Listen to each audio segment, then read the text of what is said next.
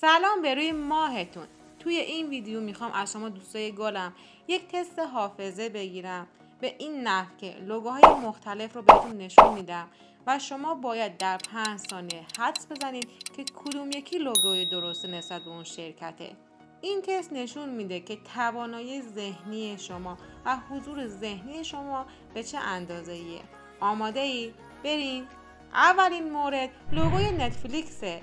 حالا لوگوی درست نتفلیکس کدومه؟ آماده ای؟ شروع شد. بگو.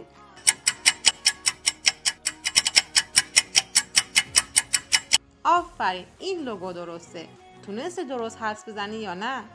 بریم بعدی. لوگوی پیپال واقعی کدومه؟ آفرین، این یکی درسته. تونستی دوباره لوگوی واقعی رو حدس بزنی یا نه؟ بریم لوگوی شماره 3. شما احتمالاً هر روز موسیقی گوش میکنید، اما آیا لوگوی اسپاتیفای رو میشناسی؟ به نظرتون لوگوی درست کدومه؟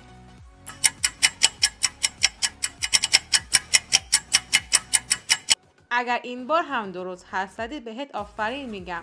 لوگوی اسپاتیفای 3 تا خط داره. بزن بریم بعدی. خب ببینم افرادی که با برنامه‌های ویندوز کار میکنن لوگوی مایکروسافت رو میشناسن یا نه؟ بگو لوگوی درست کدومه؟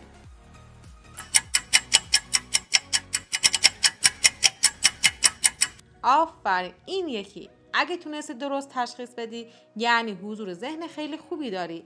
حالا کسایی که نوشابه دوست دارن بگین که کدوم یکی لوگوی کوکاکولا هستش.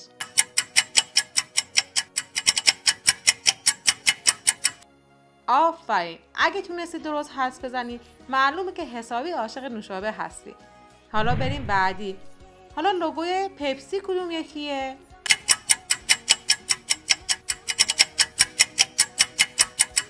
اگه عاشق نوشابه باشی حتما درست تشخیص دادی. بریم یکی بعدی. این لوگو برای افرادیه که اهل دیدن فیلم‌های دیزنی هستن. به این دو تصویر نگاه کن و قلعه مدرسه قدیمی رو پیدا کن.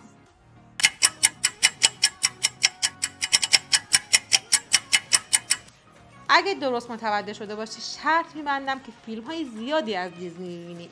ببینم کی میتونه لوگوی درست شرکت LG رو حدس بزنه.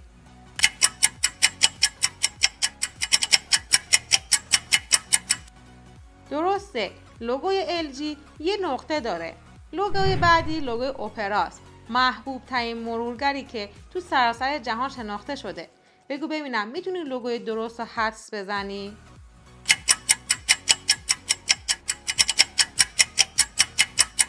اگه این لوگو رو هم درست حدس زدی یعنی حضور ذهن خیلی بالایی داری. بریم برای افرادی که اهل ورزش هستن. لوگوی اصلی المپیک کدومه؟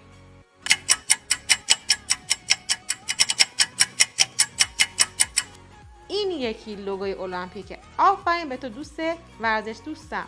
خب حالا نوتلا خورا بیان وسط. میتونی لوگوی درست رو حدس بزنی؟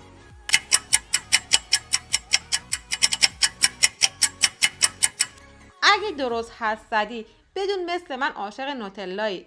این یکی تست خیلی عالیه. مطمئنم که دخترها 100% درست حدس میزنن. به نظر شما کدوم لوگوی کیتیه؟